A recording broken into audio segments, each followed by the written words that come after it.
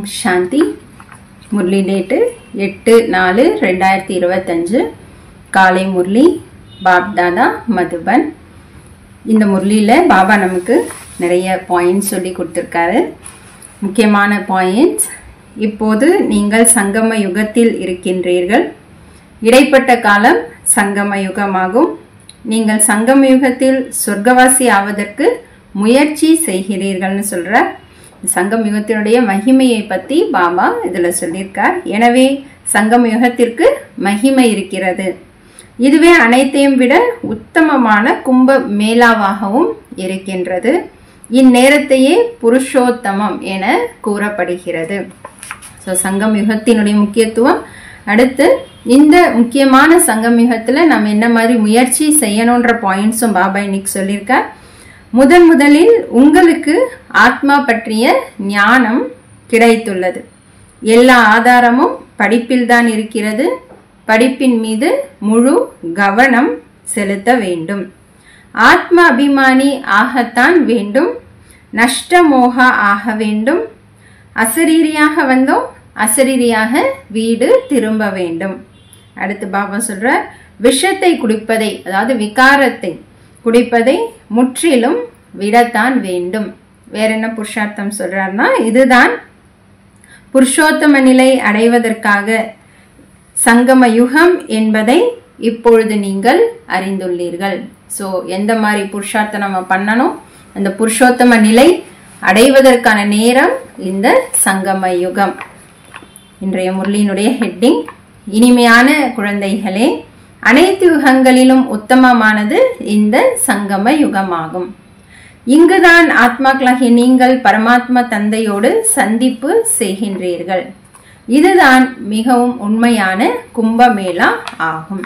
கேள்வி: எப்படிப்பட்ட பாடத்தை தந்தை மட்டுமே படிப்பிக்கின்றார்? வேற எந்த மனிதராலும் படிப்பிக்க முடியாது. பதில் சொல்றார் பாபா, ஆத்ம அபிமானி ஆவதற்கான பாடத்தை ஒரு தந்தை மட்டுமே படிப்பிக்கின்றார். இந்த பாடத்தை வேறு எந்த தேகதாரியாலும் படிப்பிக்க முடியாது. முதலில் உங்களுக்கு ஆத்மாவின் ஞானம் கிடைக்கின்றது. நாம் ஆத்மாக்கள் பரந்தாமத்திலிருந்து நடிகராகி நடிப்பதற்காக வந்தோம். இப்பொழுது நாடகம் முடிகின்றது என நீங்கள் அறிந்துள்ளீர்கள். இந்த நாடகம் முன்பே உருவாக்கப்பட்டது. இதனை வேறு யாரும் உருவாக்கவில்லை. எனவே இதற்கு ஆரம்பம் மற்றும் முடிவு என்பது இல்லை. பாடல்: அன்பான நாயகிகளே விழிப்படையுங்கள். ஓம் சாந்தி. இந்த பாடலை குழந்தைகள் பலமுறை கேட்டிருப்பீர்கள். இதை நாயகன் நாயகிகளிடம் கூறுகின்றார். இவர் எப்போது ஷரீரத்தில் வருகின்றாரோ அப்போது நாயகன் என கூறப்படுகிறது. சிவபாபா எப்போ சரீரத்தில் வராரோ அப்போ அவர் நாயகன் என்று சொல்லப்படுறார். இல்லையெனில் அவர் தந்தையாகவும் நீங்கள் குழந்தைகளாகவும் இருப்பீர்கள். நீங்கள் அனைவரும் பக்தைகள். பகவானை நினைவு செய்கின்றீர்கள். மணமகன் மணமகள் மணமகனை நினைவு செய்கின்றனர். அனைவருக்கும் அன்பான மணமகனாக இவர் இருக்கின்றார். அவர் வந்து குழந்தைகளுக்கு புரிய வைக்கின்றார். என்ன புரிய வைக்கிறார் பாபா? அந்த மணமகன், அன்பான மணமகன், இப்போது விழிப்படையுங்கள், புதிய யுகம் வருகிறது என்று. புதிய உலகம் சத்யுகம், பழைய உலகம் கலியுகமாகும். உங்களை சொர்க்கவாசியாக ஆக்குவதற்கு தந்தை வந்திருக்கிறார். நான் உங்களை சொர்க்கவாசியாக ஆக்குவேன் என வேறு எந்த மனிதரும் கூற முடியாது. சந்நியாசிகளுக்கு சொர்க்கம் மற்றும் நரகத்தை பற்றி எதுவும் தெரியாது. மற்ற தர்மங்களை போன்று சந்நியாசிகளுக்கும் ஒரு தர்மம் இருக்கிறது. அவர்கள் யாருமே ஆதி சனாதன தேவி தேவதா தர்மத்தை சேர்ந்தவர்கள் அல்ல. பகவான் வந்துதான் ஆதி சனாதன தேவி தேவதா தர்மத்தை படைக்கின்றார். யார் நரகவாசியாக இருக்கின்றார்களோ அவர்களே மீண்டும் சத்யுகத்தில் சொர்க்கவாசியாக ஆகின்றனர். இப்பொழுது நீங்கள், பாபா சொல்றார், நரகவாசி அல்ல. சங்கம யுகத்தை பற்றி பாபா சொல்றார். இப்பொழுது நீங்கள் சங்கம யுகத்தில் இருக்கின்றீர்கள். இடைப்பட்ட காலம் சங்கம யுகமாகும். சங்கம யுகத்தில் நீங்கள் சொர்க்கவாசியாக ஆவதற்கு முயற்சி செய்கின்றீர்கள். ஸோ இந்த யுகத்தில் என்ன பண்றோம், நாம சொர்க்கவாசி ஆவதற்கு இங்குதான் முயற்சி பண்றோம். எனவே சங்கம யுகத்திற்கு மகிமை இருக்கின்றது. இதுவே அனைத்தையும் விட என்ன எதென்றார் பாபா, இந்த நேரம், இந்த யுகம் உத்தமமான கும்ப மேளாவாகவும் இருக்கின்றது. இந்நேரத்தையே புருஷோத்தம் என கூறப்படுகிறது. நாம் அனைவரும் ஒரு தந்தையின் குழந்தைகள் என நீங்கள் அறிந்துள்ளீர்கள். சகோதரத்துவம் என கூறப்படுகிறது அல்லவா? அனைத்து ஆத்மாக்களும் தங்களுக்குள் சகோதரர்கள். இந்து, சீனர்கள் அனைவரும் சகோதரர்கள் என கூறப்படுகிறது. அனைத்து தர்மத்தின் அடிப்படையில் சகோதரர்கள் என்ற ஞானம் பாபா சொல்றார் இப்பொழுது உங்களுக்கு கிடைத்துள்ளது. இந்த ஞானம் எப்ப கிடைக்குது? இந்த சங்கம யுகத்துல தான் கிடைக்குது. நீங்கள் தந்தையாகிய எனது குழந்தைகள் என தந்தை புரிய வைக்கின்றார். இப்போது நீங்கள் நேரில் வந்து கேட்கின்றீர்கள். அவர்கள் வெறும் வாயால் மட்டும் சொல்கின்றனர். அனைத்து ஆத்மாக்களின் தந்தை ஒருவர் மட்டுமே. பாபா சொல்றார் அவரை மட்டுமே நினைவு செய்கின்றனர். ஆண் மற்றும் பெண் இருவரிடத்திலும் ஆத்மா உள்ளது. இதன் அடிப்படையில் சகோதரர்களாகவும், பிறகு சகோதரன் சகோதரியாக, பிறகு கணவன் மனைவியாக ஆகின்றனர். இவ்வாறு தந்தை வந்து குழந்தைகளுக்கு புரிய வைக்கின்றார். ஆத்மாக்கள் பரமாத்மாவை பிரிந்து வெகு காலம் ஆகிவிட்டதாக கூறப்படுகிறது. நதிகள் மற்றும் கடல் பிரிந்து வெகு காலம் ஆகிவிட்டதாக கூறுவதில்லை. பெரிய நதிகள் கடலுடன் சேரத்தான் செய்கிறது. நதி என்பது கடலின் குழந்தை போன்றது என குழந்தைகளுக்கு தெரியும். கடலில் இருந்து தண்ணீர் மேகமாகி பிறகு மலைகளின் மீது மழையாகி பொழிகின்றது. பிறகு நதிகளாக உருவாகின்றது. ஆக அனைத்தும் கடலின் குழந்தைகளாக ஆகின்றது. தண்ணீர் எங்கிருந்து உருவாகின்றது என பலருக்கும் தெரியாது. இதையும் கற்றுத்தர வேண்டியுள்ளது. ஒரே ஒரு தந்தை மட்டுமே ஞானக்கடலாக இருக்கின்றார் என குழந்தைகள் இப்போது புரிந்துள்ளனர்.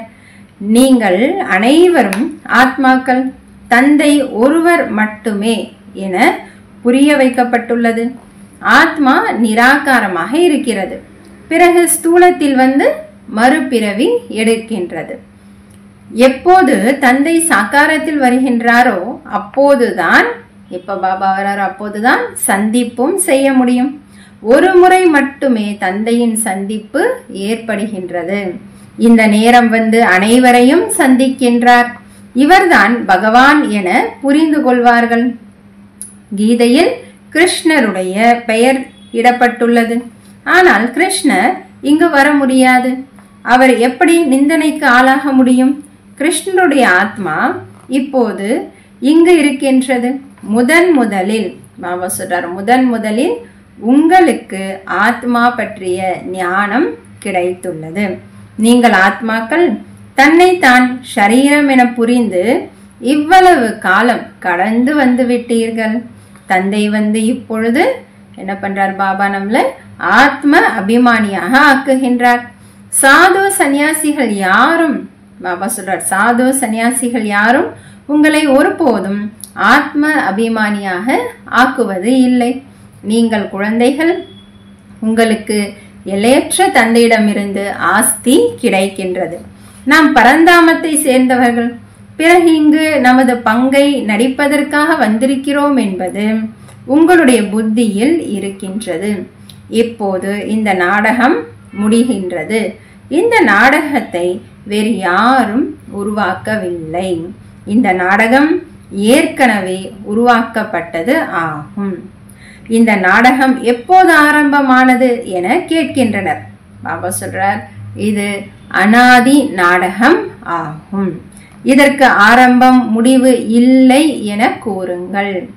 பழையதிலிருந்து புதியதாக, புதியதிலிருந்து பழையதாகவும் ஆகின்றது.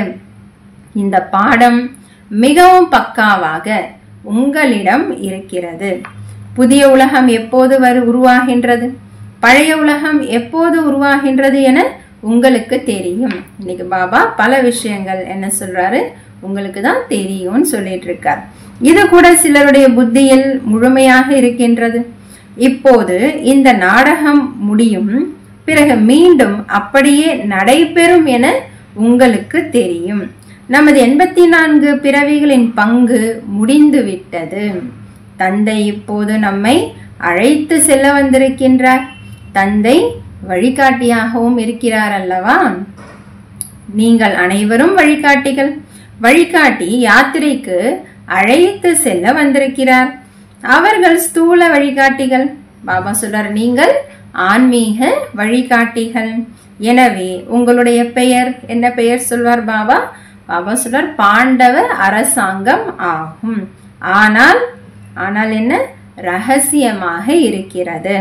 பாண்டவர்கள், கௌரவர்கள், யாதவர்கள் என்ன செய்து சென்றார்கள் என்பது இந்த நேரத்திற்கான விஷயம் ஆகும். அதுவும் மகாபாரத யுத்தத்திற்கான காலமாகும். அநேக தர்மங்கள் இருக்கின்றன. உலகம் தமோ பிரதானமாக இருக்கின்றது.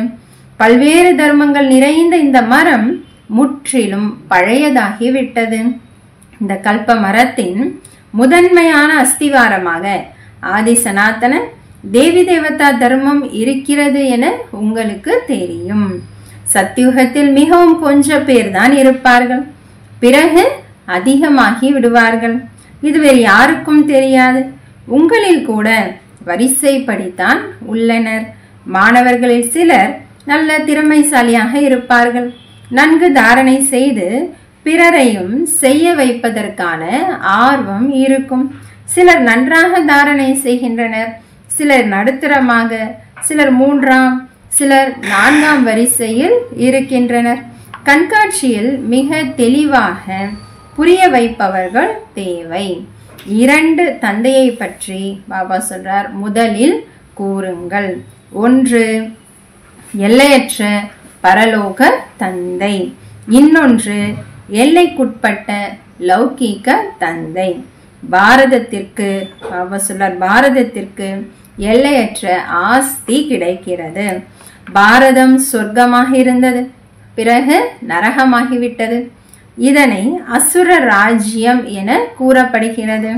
பக்தியும் முதலில் முறையானதாக இருந்தது. முறையான பக்தி என்னன்னு சொல்றார் பாபா? ஒரு சிவபாபாவை மட்டுமே நினைவு செய்தனர். தந்தை கூறுகின்றார், பாபா சொல்றார், குழந்தைகளே, புருஷோத்தம நிலை அடைய வேண்டுமானால் தாழ்ந்த நிலை அடைய வைக்கும் விஷயங்களை கேட்காதீர்கள். ஒரு தந்தையிடம் இருந்து மட்டுமே கேளுங்கள். ஒருவரிடம் இருந்து மட்டுமே ஞானத்தை கேளுங்கள். வேறு யாரிடம் கேட்டாலும் அது பொய்யானது ஆகும். தந்தை இப்பொழுது சத்தியத்தை கூறி, சத்தியத்தை சொல்லி என்னாக்குறார் பாபா? நம்மள புருஷோத்தமராக ஆக்குகின்றார். தீய விஷயங்களை நீங்கள் கேட்டதனால்தான் தாழ்ந்த நிலை அடைந்தீர்கள். வெளிச்சம் என்பது பிரம்மாவின் பகல், இருள் என்பது பிரம்மாவின் இரவாகும். இந்த எல்லா விஷயங்களையும் என்ன பண்ணணும்? பாபா சொல்றார், தாரணை செய்ய வேண்டும். ஒவ்வொரு விஷயத்திலும் வரிசைப்படிதான் இருக்கின்றது. எக்ஸாம்பிளுக்கு சொல்றாரு, மருத்துவர்கள் சிலர் ஒரு அறுவை சிகிச்சை செய்ய 10-20,000 வாங்குகின்றனர். பாபா சொல்றார் 50 வருஷத்துக்கு முன்னாடி. சிலருக்கு சாப்பிடுவதற்கே வழி இல்லை. வக்கீல்களும் அவ்வாறு இருக்கின்றனர். நீங்களும் பாபா சொல்றார், இந்த எக்ஸாம்பிள் சொல்லி என்ன பண்ண சொல்றார் நம்மள? நீங்களும் எவ்வளவு படிப்பிக்கின்றீர்களோ அந்த அளவு உயர்ந்த பதவி அடைவீர்கள். வித்தியாசம் இருக்கிறது அல்லவா? தாசன் தாசிகளும் கூட வரிசைப்படிதான் ஆகின்றனர். எல்லா ஆதாரமும் படிப்பில்தான், இந்த கல்வியில தான் இருக்கின்றது. நாம் எவ்வளவு படிக்கின்றோம்? எதிர்காலத்திற்காக, பல பிறவிகளுக்காக நான் என்ன ஆவேன் என தன்னிடத்தில் கேளுங்கள். நம்மை நாமே கேட்க வேண்டிய கேள்வி பாபா சொல்றார். நாம் எவ்வளவு படிக்கிறோம்? எதிர்காலத்திற்காக, பல பிறவிகளுக்காக நான் என்ன ஆவேன் என தன்னிடத்தில் கேளுங்கள். பல பிறவிகளுக்கும் கல்பத்திற்கும் ஆக வேண்டுமானால் படிப்பின் மீது முழு கவனம் செலுத்த வேண்டும். விஷத்தை, அதாவது விகாரத்தை விஷத்தை குடிப்பதை முற்றிலும் விடத்தான் வேண்டும். அழுக்கான ஆடைகளை சுத்தமாக்குங்கள் என சத்யுகத்தில் சொல்வதில்லை. இப்போது அனைவருடைய சரீரமும் அழுக்கடைந்து விட்டது. தமோ பிரதானம் அல்லவா? இது கூட புரிய வைப்பதற்கான விஷயம் அல்லவா? அனைவரை காட்டிலும் பழைய சரீரம் யாருடையது? பாபா கேட்கிறார். நம்முடையது ஆகும். நாம் இந்த சரீரத்தை மாற்றிக்கொள்கிறோம். ஆத்மா பதீத்த நிலை அடைகின்றது. ஷரீரமும் பதீத்தமாக பழையதாகிறது. ஆத்மா மாறுவதில்லை. ஷரீரத்திற்கு வயதாகி மரணம் ஏற்படுகிறது. இது கூட நாடகத்தில் உருவாக்கப்பட்டுள்ளது. அனைவருக்கும் நாடகத்தில் பங்கு உள்ளது. ஆத்மா அழியாததாக இருக்கின்றது. நான் ஷரீரத்தை விடுகின்றேன் என ஆத்மா கூறுகின்றது. பாபா சொல்றார், ஆத்ம அபிமானியாக ஆகத்தான் வேண்டும். மனிதர்கள் அனைவரும் தேக அபிமானியாக உள்ளனர். அரை கல்பம் தேக அபிமானியாக, அரை கல்பம் ஆத்ம அபிமானியாக இருக்கின்றோம். ஆத்ம அபிமானியாக இருப்பதன் காரணமாக சத்யுகத்தில் பற்றுதலை வென்றவர்கள் என்ற பாடம் கிடைத்தது. சங்கம் யுகத்துல செய்த முயற்சி. என்ன சொல்றார் பாபா? ஆத்ம அபிமானியாக இருப்பதன் காரணமாக சத்யுகத்தில் தேவதைகளுக்கு பற்றுதலை வென்றவர்கள் என்ற பாடம் கிடைத்தது. ஏனென்றால் நாம் ஆத்மாக்கள் இப்போது இந்த சரீரத்தை விட்டுவிட்டு இன்னொரு சரீரத்தை எடுப்போம் என அங்கு புரிந்திருப்பார்கள். பற்றுதலை வென்ற ராஜாவின் கதை இருக்கிறதல்லவா? தேவி தேவதைகள் பற்றுதலை வென்றவர்களாக இருப்பார்கள் என தந்தை புரிய வைக்கின்றார். மகிழ்ச்சியோடு ஒரு சரீரத்தை விட்டு இன்னொரு சரீரம் எடுக்க வேண்டும். குழந்தைகளுக்கு முழு ஞானமும் தந்தை மூலம் கிடைக்கின்றது. நீங்கள் தான் சக்கரத்தில் சுற்றி வந்து இப்பொழுது மீண்டும் சந்திக்கின்றீர்கள். யாரெல்லாம் மற்ற தர்மங்களுக்கு மாறி சென்றுள்ளார்களோ அவர்களும் வந்து சந்திப்பார்கள். தனது பிராப்தியை கொஞ்சமாவது அடைவார்கள். தர்மமும் மாறிவிட்டதல்லவா? எவ்வளவு காலம் வேறு தர்மத்தில் இருந்திருப்பார்கள் என தெரியாது. 2-3 பிறவிகள் அங்கே எடுத்திருப்பார்கள். சிலர் இந்துவிலிருந்து முஸ்லீமாக மாறி மீண்டும் நமது தர்மத்திற்கு வருகின்றார்கள். இவையெல்லாம் விஸ்தாரமான விஷயங்கள் ஆகும். இவ்வளவு விஷயங்களை நினைவு செய்ய முடியவில்லை எனில் பாபா சொல்றார், பரவாயில்லை, தன்னை தான் பாபாவின் குழந்தை என புரிந்து கொள்ளுங்கள் என தந்தை கூறுகின்றார். மிகவும் நல்ல குழந்தைகள் கூட மறந்து விடுகின்றனர். தந்தையை நினைவு செய்வதில்லை. மாயா இவ்விஷயத்தில் மறக்க வைக்கின்றது. நீங்களும் பாபா சொல்றார், நீங்களும் முதலில் மாயாவின் வாடிக்கையாளராக இருந்தீர்கள் அல்லவா? இப்பொழுது யாருடையவராகிட்டோம்? ஈஸ்வரனுடையராக ஆகிவிட்டீர்கள். அதுவும் நாடகத்தில் ஒன்றாக இருக்கிறது. தன்னைத்தான் ஆத்மா என புரிந்து தந்தையை நினைவு செய்ய வேண்டும். ஆத்மாக்கள் நீங்கள் முதலில் ஷரீரத்தில் வந்த பொழுது எப்படி இருந்தோன்றார் பாபா? தூய்மையாக இருந்தீர்கள். பிறகு மறுபிறவி எடுத்து பதீத்த நிலை அடைந்தீர்கள். ஸோ இப்போ என்ன ஆகும்? அடுத்த புருஷார்த்தம் என்ன சொல்றார் பாபா? நஷ்டமோக ஆகுங்கள் என தந்தை மீண்டும் கூறுகின்றார். இந்த ஷரீரத்தின் மீது கூட பற்றுதல் வைக்காதீர்கள். இப்பொழுது உங்களுக்கு இந்த பழைய உலகிலிருந்து எல்லையற்ற வைராகியம் வந்துவிட்டது. ஏனென்றால் இவ்வுலகில் அனைவரும் ஒருவருக்கொருவர் துன்பம் தருகின்றனர். எனவே அதனால இந்த பழைய உலகை மறந்து விடுங்கள்.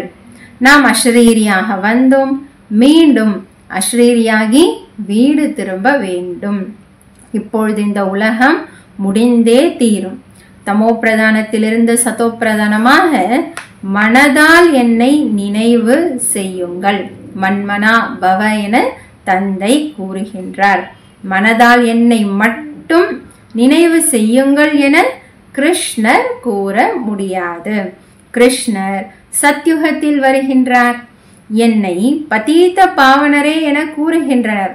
ஆகவே இப்பொழுது என்னை நினைவு செய்யுங்கள் என்ற பாவனமாவதற்கான யுக்தியை கூறுகின்றேன் என தந்தை மட்டுமே கூறுகின்றார். ஒவ்வொரு கல்பமும் பழைய உலகத்தில் பகவான் வந்து இந்த யுக்தியை கூறுகின்றார். மனிதர்கள் நாடகத்தின் ஆயுட்காலத்தை மிகவும் நீண்டதாக கூறுகின்றனர். ஆக மனிதர்கள் முற்றிலும் மறந்துவிட்டனர். இதுதான் புருஷோத்தம நிலை அடைவதற்கான சங்கம யுகம் ஆகும் என்பதை இப்பொழுது நீங்கள் அறிந்துள்ளீர்கள். மனிதர்களோ முற்றிலும் ஆழ்ந்த இருளில் தூங்கிவிட்டனர். இந்த நேரம் அனைத்தும் தமோ பிரதானமாக இருக்கிறது. இப்பொழுது நீங்கள் தமோ பிரதானத்திலிருந்து சதோ பிரதானம் ஆகின்றீர்கள். நீங்கள் தான் அனைவரையும் விட பாபாசுரர் அதிக பக்தி செய்தீர்கள். இப்பொழுது பக்தி மார்க்கம் முடிகின்றது. மரணலோகத்தில் பக்தி இருக்கிறது. பிறகு அமரலோகம் வரும். நீங்கள் இந்த நேரம் ஞானத்தை அடைகின்றீர்கள். என்ன பண்ணிட்டு இருக்கோன்றார் பாபா? ஞானத்தை அடைகிறோம். பிறகு பக்தியின் பெயர் அடையாளம் கூட இருக்காது. ஹே பகவானே, ஹே ராம், இவை பக்தி மார்க்கத்தின் வார்த்தைகள் ஆகும். இங்கு எந்த சப்தமும் செய்ய வேண்டியதில்லை. தந்தை ஞான கடலாக இருக்கின்றார். ஏதாவது சப்தம் வருகின்றதா? பாபா சொல்றார், தந்தை ஞான கடலாக இருக்கிறார். ஏதாவது சப்தம் வருகின்றதா? அவரைத்தான் சுகம் சாந்தியின் கடல் என கூறப்படுகின்றது. ஞானம் கூறுவதற்கு அவருக்கு சரீரம் அவசியம் வேண்டுமல்லவா? பகவானின் மொழி என்னவென்று யாருக்கும் தெரியாது. பாபா எல்லா மொழிகளிலும் பேசுவார் என்பதல்ல. ஹிந்தி மட்டுமே அவருடைய மொழியாகும்.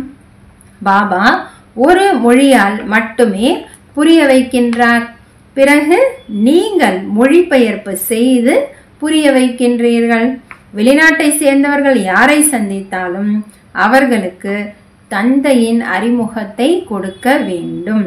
ஆதி சனாதன தேவி தேவதா தர்மத்தை தந்தை உருவாக்குகின்றார். திரிமூர்த்தி பற்றி புரிய வைக்க வேண்டும். பிரஜாபிதா பிரம்மாவிற்கு எத்தனை பிரம்மா குமார் குமாரிகள் இருக்கின்றனர்? யார் வந்தாலும் நீங்கள் யாரிடத்தில் வந்துள்ளீர்கள் என முதலில் பாபா சொல்றார், கேளுங்கள். போர்டும் வைக்கப்பட்டிருக்கிறது. பிரஜாபிதா அவரும் படைப்பாக இருக்கின்றார். இவரை பகவான் என்று கூற முடியாது. நிராகாரமானவரை மட்டுமே பகவான் என கூறப்படுகின்றது. இந்த பிரம்மா குமார் குமாரிகள் பிரம்மாவின் குழந்தைகள். நீங்கள் இங்கு எதற்காக வந்துள்ளீர்கள்? எங்களது தந்தையிடம் உங்களுக்கு என்ன வேலை என கேட்க வேண்டும். தந்தையிடம் குழந்தைகளுக்கு மட்டுமே வேலை இருக்கும் அல்லவா? நாம் தந்தையை நல்ல முறையில் புரிந்துள்ளோம். குழந்தைகள் தந்தையை வெளிப்படுத்துவர் என கூறப்படுகின்றது. நாம் அவருடைய குழந்தைகளாக இருக்கின்றோம். நல்லது. இனிமேலும் இனிமையான தேடி கண்டெடுக்கப்பட்ட செல்ல குழந்தைகளுக்கு தாயும் தந்தையுமான பாப்தாதாவின் அன்பு நினைவுகளும் காலை வணக்கமும். ஆன்மீக குழந்தைகளுக்கு ஆன்மீக தந்தையின் நமஸ்காரம். ஆன்மீக தந்தைக்கு ஆன்மீக குழந்தைகளின் நமஸ்காரம். தாரணைக்கான முக்கிய சாரம். முதல் பாயிண்ட், புருஷோத்தம நிலை ஆவதற்காக தாழ்ந்த நிலை அடைய வைக்கும் தீய விஷயங்களை கேட்கக்கூடாது. ஒரு தந்தையிடமிருந்து மட்டுமே முறையான கலப்படமில்லாத ஞானம் கேட்க வேண்டும். இரண்டாவது பாயிண்ட், நஷ்டமோகா ஆவதற்காக ஆத்ம அபிமானி ஆவதற்கு முழுமையான முயற்சி செய்ய வேண்டும். இந்த பழைய உலகம் துன்பம் தரக்கூடியது. இதனை மறக்க வேண்டும். இதிலிருந்து எல்லையற்ற வைராகியம் வர வேண்டும் என்பது புத்தியில் இருக்க வேண்டும். வரதானம். சங்கம யுகத்தின் அனைத்து பிராப்திகளையும் நினைவில் கொண்டு ஏறும் கலையின் அனுபவம் செய்யும் சிறந்த பிராப்தம் உடையவர் ஆவீர்களாக. சங்கமயுகத்தின் அனைத்து பிராப்திகளையும் நினைவில் கொண்டு ஏறும் கலையின் அனுபவம் செய்யும் சிறந்த பிராப்தமுடையவர் ஆவீர்களாக. பரமாத்ம சந்திப்பு மற்றும் பரமாத்ம ஞானத்தின் சிறப்பாவது அழியாத பிராப்திகள் ஏற்படுவது. அப்படியின்றி சங்கமயுகம் முயற்சி செய்யும் வாழ்க்கை மற்றும் சத்யுகம் பிராப்தத்தை அனுபவிக்கும் வாழ்க்கை என்பது அல்ல. சங்கமயுகத்தின் விசேஷ தன்மையாவது ஒரு அடி எடுத்து வையுங்கள் மற்றும் 1000 அடிகள் பலனாக பெறுங்கள். எனவே புருஷார்த்தி வாழ்க்கை மட்டுமல்ல, ஆனால் சிரேஷ்ட பிராப்தி. எனவே இந்த சொரூபத்தை எப்பொழுதும் முன்னால் வையுங்கள். பிராப்தத்தை பார்த்து சுலபமாகவே ஏறும் கலையின் அனுபவம் செய்வீர்கள். அடைய வேண்டியதை அடைந்து விட்டேன். இந்த கீதத்தை பாடினீர்கள் என்றால் மூச்சு திணறல், தூங்கி விழுதல் போன்ற பலவீனங்கள் இருந்து விடுபட்டு விடுவீர்கள். ஸ்லோகன்: தைரியம் என்பது பிராமணர்களின் மூச்சாகும். அதன் மூலம் கடினத்திலும் கடினமான காரியம் கூட சுலபமாக ஆகிவிடும். தைரியம் என்பது பிராமணர்களின் மூச்சாகும். அதன் மூலம் கடினத்திலும் கடினமான காரியம் கூட சுலபமாக ஆகிவிடும். ஓம் சாந்தி.